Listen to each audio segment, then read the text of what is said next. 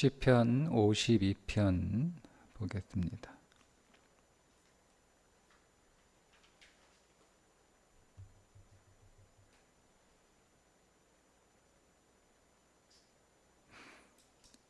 함께 읽습니다.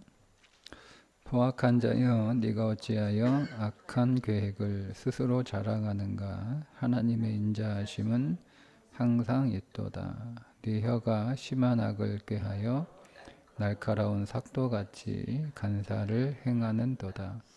내가 선보다 악을 사랑하며 의를 말함보다 거짓을 사랑하는도다. 간사한 혀여, 너는 남을 해치는 모든 말을 좋아하는도다. 그런즉 하나님이 영원히 너를 멸시하며 너를 붙잡아 네 장막에서 뽑아내며 살아있는 땅에서 내 뿌리를 빼시리로다. 의인이 보고 두려워하며 또 그를 비웃어 말하기를 이 사람은 하나님을 자기 힘으로 삼지 아니하고 오직 자기 재물의 풍부함을 의지하며 자기의 악으로 스스로 든든하게 하던 자라 하리로다. 그러나 나는 하나님의 집에 있는 푸른 감람나무 같으며 하나님의 인자하심을 영원히 의지하리로다. 주께서 이를 행하셨으므로 내가 영원히 주께 감사하고 주의 이름이 선하심으로 그 성도 앞에서 내가 주의 이름을 담호하리이다. 아멘. 시편 52편은 다윗의 생애 가운데 비통했던 사건들이 몇 개 있는데 그 가운데 도액의 밀고로 인하여 높 제사장 들과 그의 가족들과 그의 모든 양들이 학살당하는 사건을 배경으로 하고 있는 시편입니다. 오늘 시편에 보면 그 도액이 어떤 사람이었는지를 설명하고 있는 구절이 있는데 그것이 3절과 4절입니다. 먼저 3절을 보면 도액이 어떤 마음의 사람이었는지를 알 수가 있는데 네가 선보다 악을 사랑하며 의를 말함보다 거짓을 사랑하는도다. 여기서 악과 거짓을 사랑한다라고 하는 것은 도액의 마음에 재물을 사랑하는 탐욕이 가득하다는 것을 알 수가 있습니다. 왜냐하면 도액이 다윗을 미워해서 다윗을 고발한 것도 아니고 도액이 어떤 의미에서 그러니까 이게 입장 차이가 다 있잖아요.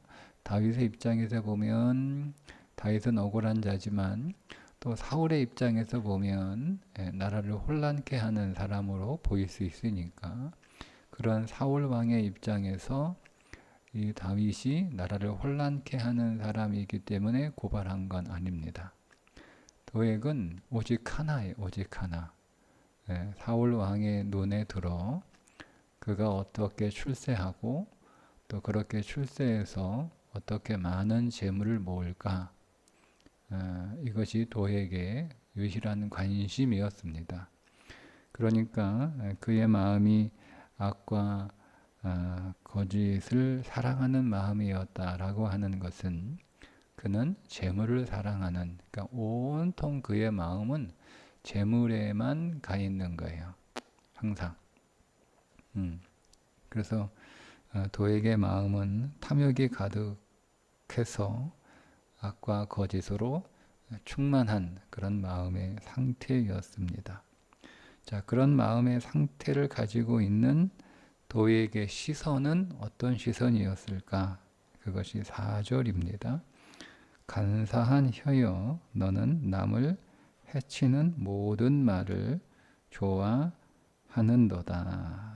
이 해친다라고 하는 단어가 잡아먹는다, 삼킨다, 개갈스럽게 먹어치운다 그런 뜻이거든요.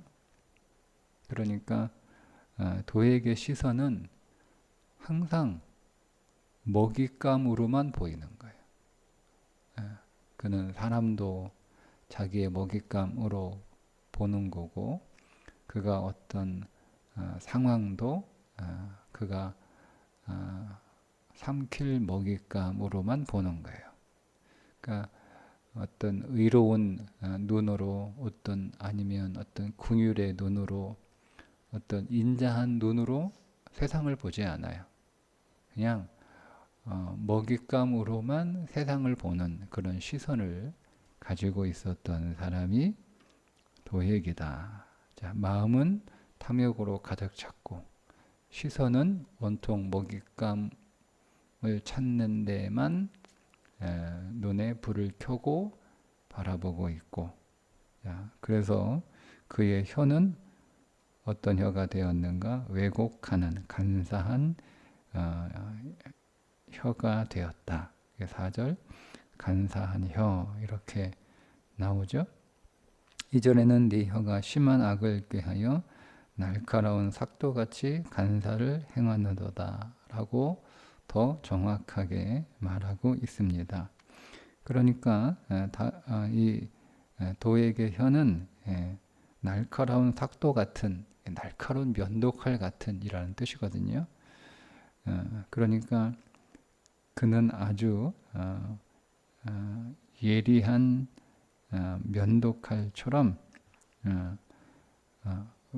사람들을 해치기 위해서 사실을 왜곡하고 거짓을 말하는 그런 입술을 가지고 있는 자입니다.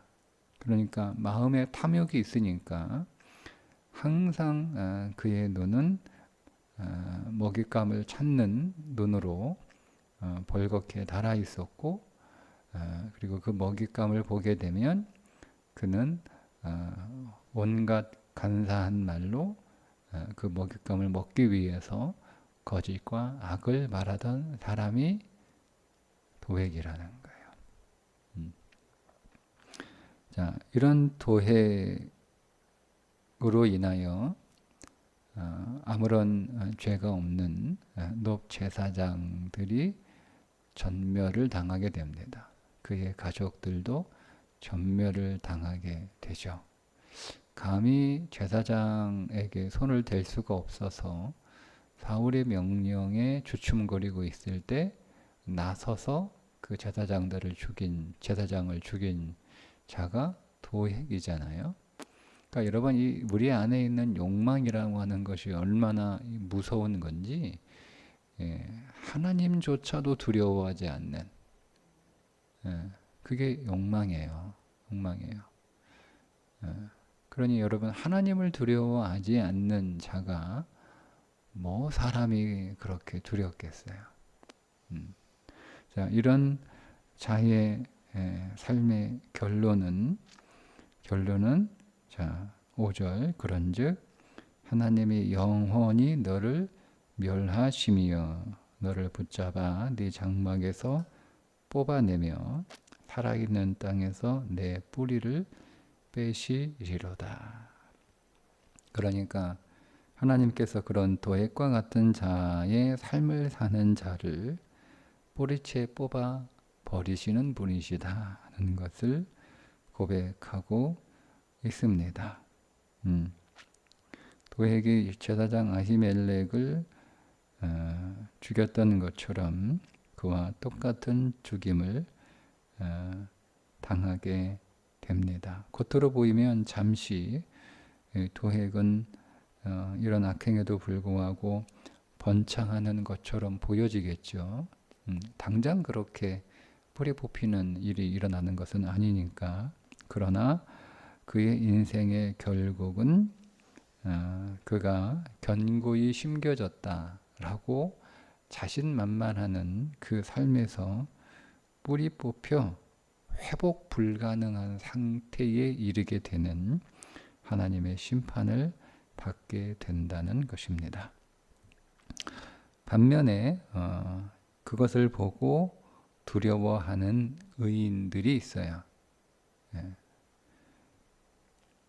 그 의인들은 어떤 사람들이냐면 7절에 보면 이 사람은 하나님을 자기의 힘으로 삼지 아니하고 오직 자기 재물의 풍부함을 의지하며 자기의 악으로 스스리 든든하게 하던 자라.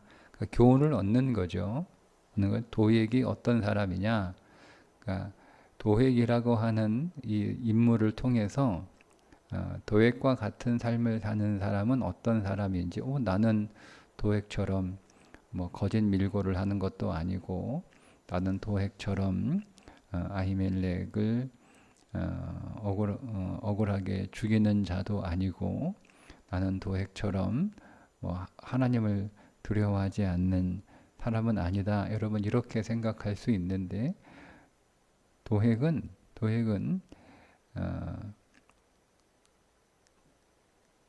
오늘 7절에 말하고 있는 삶의 가장 악한 자리에 서 있었던 사람이고, 일반적으로 도액과 같은 태도로 인생을 살아가는 사람들은 어떤 사람들이냐? 하나님을 자기 힘으로 삼지 아니하는 사람, 오직 자기 재물의 풍부함을 의지하는 사람, 그리고 자기의 악으로 스스로 든든하게 하던 사람, 이런 사람이 도액과 같은 삶이라는 거예요.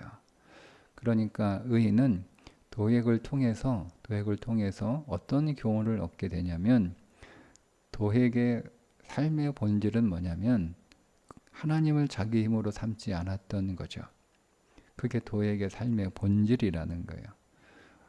오직 자기의 재물의 풍부함을 의지했던 사람이라는 거예요. 그러니까 하나님을 의지하는 사람은 재물을 의지하는 사람이에요. 하나님을 의지하지 않는 사람은 재물을 의지하는 사람이라는 거예요.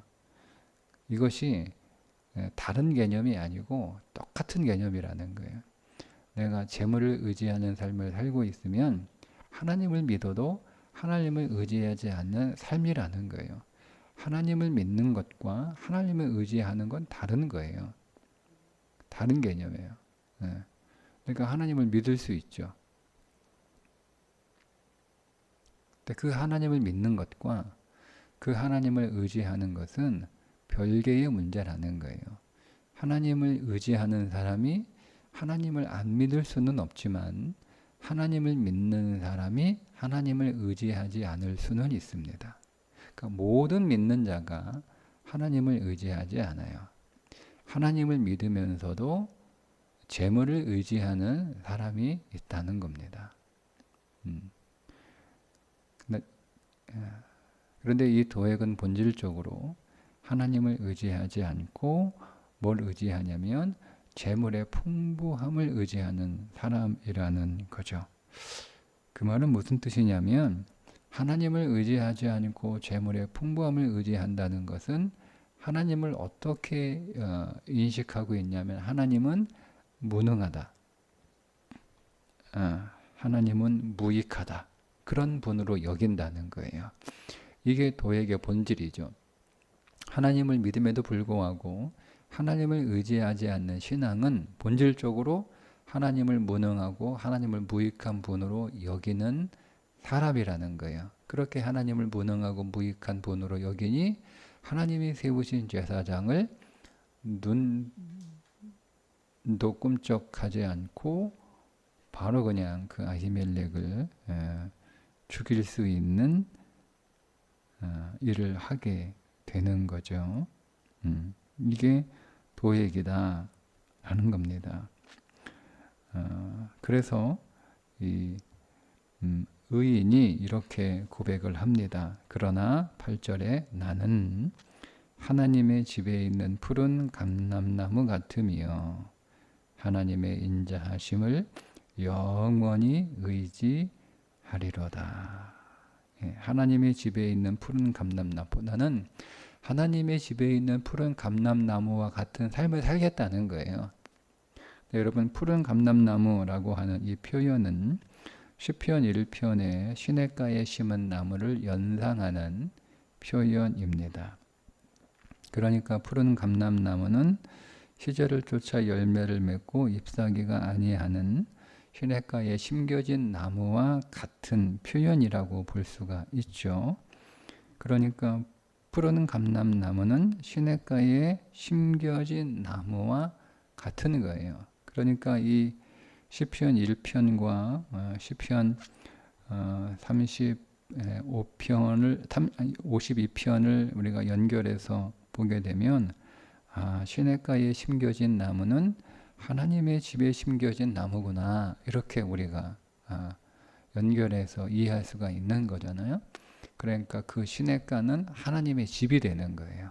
그러니까 하나님의 집을 상징적으로 시냇가라고 표현한 게 시편 1편이고, 오늘 본문은 그 시냇가의 집이 구체적으로 무엇인지를 설명해 주는데, 그 시냇가가 하나님의 집이다, 이렇게 말씀하고 있는 거죠. 자, 그래서 의인은 어떤 삶을 살아가느냐, 즉 하나님을 의지하는 삶은 어떤 삶이냐, 그건 하나님의 집에서 살고 있는 삶이에요. 그게 하나님을 의지하는 거예요. 그러니까 우리가 제가 하나님을 믿는 것과 하나님을 의지하는 것이 다르다라고 했던 것이 오늘 8절에 있는 말씀 때문에 그런 거예요. 우리가 하나님을 믿으면서도 하나님의 집에 안 살 수 있어요.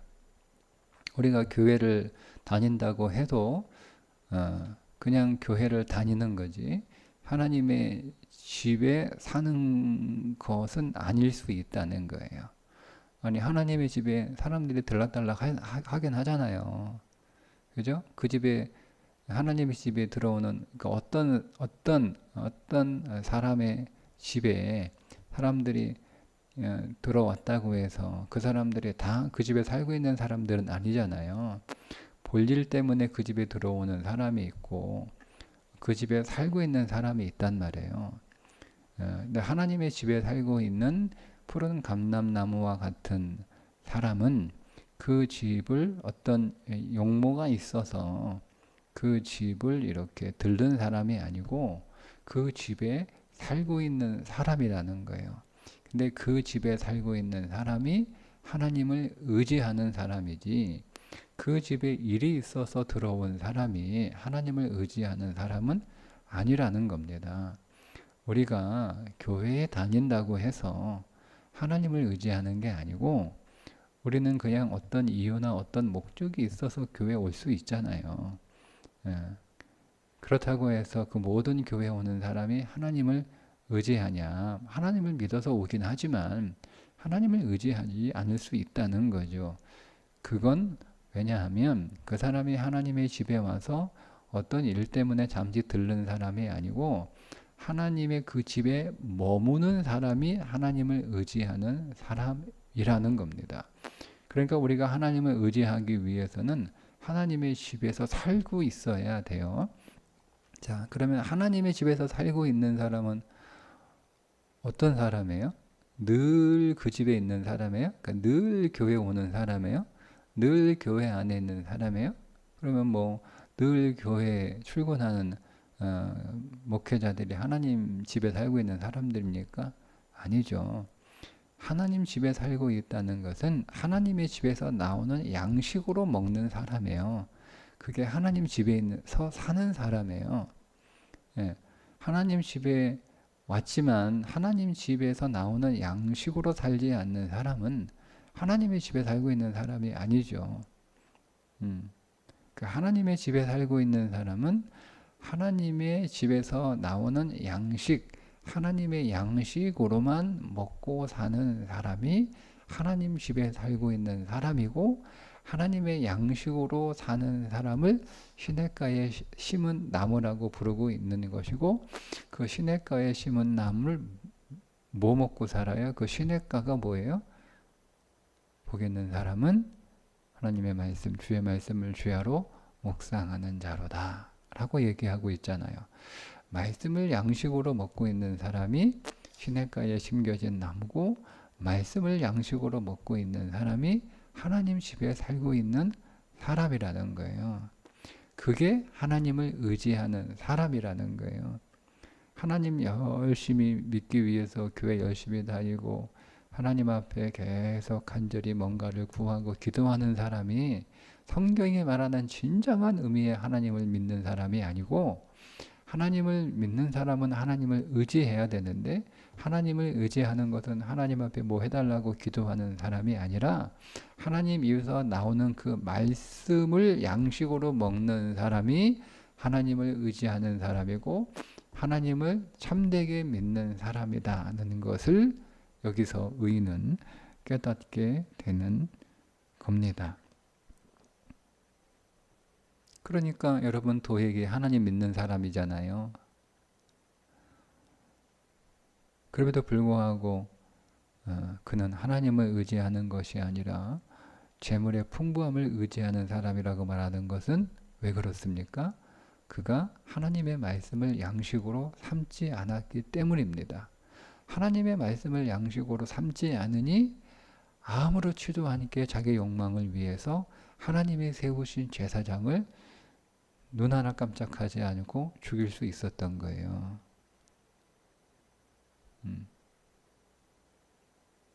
그러니까 여러분, 우리가 하나님의 말씀을 내 영혼의, 내 삶의, 내 인생의 양식으로 먹지 않으면 우리는 교회 아무리 열심히 다녀도 하나님 집에 살고 있는 사람이 아니에요. 교회 다니는 사람이 하나님 집에 살고 있는 사람이라고 생각하시면 우리가 오해하고 있는 거예요. 진짜 하나님 집에 살고 있는 시냇가에 심겨진 나무처럼 그 잎사귀가 마르지 않고 항상 푸르러서 시절을 쫓아 과실을 맺는 그런 삶을 사는 사람은 하나님의 말씀을 양식으로 먹는 삶이다. 그러니까 그 말씀을 양식으로 먹는 게 무슨 뜻이에요? 그 말씀에 순종하는 거예요. 말씀을 읽는 게 양식으로 먹는 게 아니에요. 설교를 듣는 게 양식으로 먹는 게 아니에요. 진짜 양식으로 먹는 건 하나님의 말씀에 순종하는 삶을 살아가는 거예요. 그러니까 하나님의 말씀에 순종하는 사람이 하나님 집에 있는 사람이죠. 하나님 집에 있는 사람은 다 하나님 말씀에 순종합니다. 하나님 집에 살고 있는데 하나님 집에 그 법에 순종하지 않는 자가 존재할 수 없죠. 아니, 하나님이 자기 집에 살고 있는 사람한테 하나님이 말씀하시는데 그거를 귓등으로 듣고 무시하고 순종하지 않고 지 마음대로 지 생각대로 그렇게 살면 그 사람이 그 집에서 살 수 있나요? 쫓겨나죠.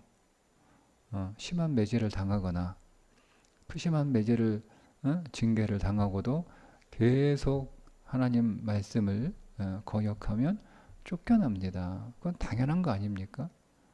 하나님이 어떤 신이 어떤 왕이 자기의 법을 따르지 않는데 그냥 오냐오냐 하면서 이쁘다 이쁘다 이렇게 하는 왕이 어디 있어요? 그러니 오늘 우리가 시냇가에 심겨진 나무가 되려면 하나님의 집에 살아야 되고, 하나님 집에 사는 자가 되려면 하나님의 말씀에 순종하는 자가 되어야 하는 거예요. 그러니까 오늘 우리가 교회에 와서 예배를 드리고 또 우리에게 주어진 사역으로 하나님의 집을 섬기는 일을 할 때 그 중심에 뭐가 있어야 되는 거예요? 하나님의 말씀이 있어야 되는 거예요. 하나님의 말씀이 없이 예배합니다. 하나님의 말씀이 없이 사역합니다. 그건 하나님을 의지하는 신앙이 아니에요. 우리가 예배를 드려도 그 예배하는 자의 그 중심에 하나님의 말씀이 있어야 되는 거예요. 주님, 오늘도 내게 말씀하여 주옵소서. 내가 듣겠사오니 오늘도 나에게 말씀하여 주옵소서. 우리가 섬기고 우리가 하는 모든 사역 그 한가운데 하나님 말씀이 있어야 되는 거예요. 그 말씀으로 하나님의 주신 사역을 섬겨야 되는 거예요. 말씀으로. 그가 하나님의 집에 있는 사람이에요. 자, 그렇게 하나님의 집에 있을 때 그 사람은 어떤 삶을 살아가게 되는가? 하나님의 인자하심이 영원한 삶을 살아가게 되는 거예요. 하나님의 인자하심. 하나님의 인자하심은 하나님의 풍성한 사랑이죠. 그 하나님의 풍성한 사랑이 결과적으로 나타나는 게 그 잎사귀가 마르지 아니하며 항상 푸른 잎사귀가 되어 시절을 쫓아 과실을 맺고 형통하고 평탄한 삶을 살아간다라고 하는 거죠. 그게 하나님의 인자하심에서 나오는 하나님이 주시는 선물이에요. 그래서 오늘도 저와 여러분이 우리가 하나님을 믿되 하나님을 의지하는 믿음의 사람이 되고 하나님을 믿되 하나님의 집에 거하는 사람이 되고 하나님을 믿되 하나님의 말씀에 순종하는 사람이 되어서 진실로 우리의 삶 가운데 하나님의 인자하심이 넘치는 시절을 쫓아 과실을 맺으며 그 잎사귀가 마르지 않는 그런 복된 삶이 될 수 있기를 주님의 이름으로 축복합니다. 기도하겠습니다. 하나님 아버지, 오늘도 우리가 하나님의 집에 와 하나님을 예배합니다. 오늘 예배할 때 하나님의 말씀에 우리의 마음이 있게 하여 주옵소서. 오늘도 주신 사역 우리가 믿음으로 섬깁니다. 우리의 모든 사역에 하나님의 말씀이 있어서 그 말씀에 순종하는 사역이 되게 해 주옵소서.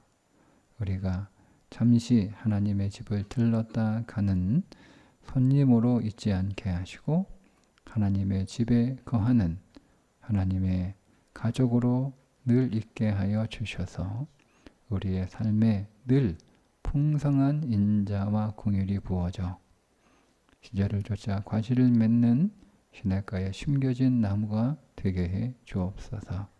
예수님의 이름으로 기도합니다. 아멘.